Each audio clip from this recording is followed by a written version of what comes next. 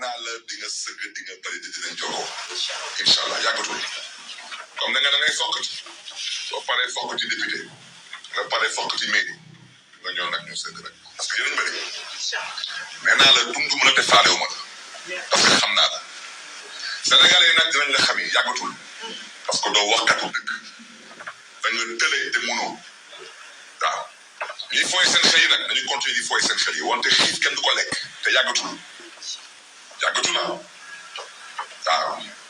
xaw ma projet bi léegi ngeen xam lan mooy projet bi su ngeen yeewoo du ngeen gis ndékki di ngeen xam est-ce que projet am na wala ay dëpp ges bi am du ma sax wax ci ay waxu ay xaalis bu ñu jël ko séddoo seen biir parce que loolu c'est un détournement de deniers publics. Détournement de deniers publics, il n'y a pas de prescription. Il ne faut pas que suba. dina ngeen jëf mbokk internet yi noo ko déggandoo noonu gisandoo na ko mu doon kooke di Barthélémy Dias yëkkati kàddu rek yu mel lay xamee ba rek weñ wi si tàkk rek daati dee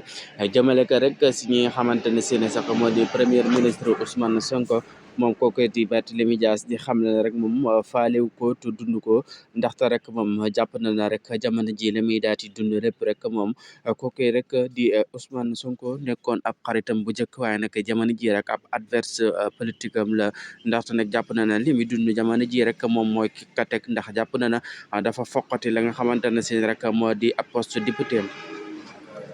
moom kooku di Barthélémy Dias yàq leen rek lu mel ne xamee rawatina ka nga xamante ne si ne sax moom moo di la Ousmane Sonko wax na rek moom ragalu ko benn yoon te sax da daan daati sëgg rek li nga xamante ne si ne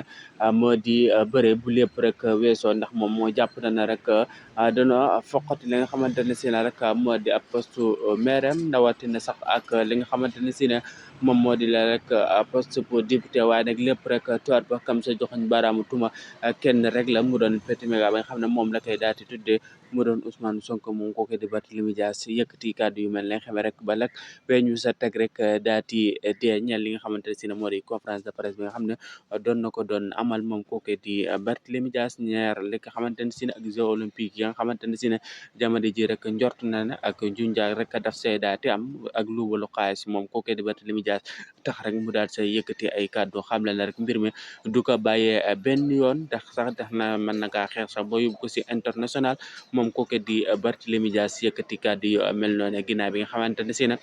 doon na def li nga xam ne moo di la ab conférence de presse moom kooku di Barthélémy Dias nekkoon ancien maire bu Dakar moom kooku di Barthélémy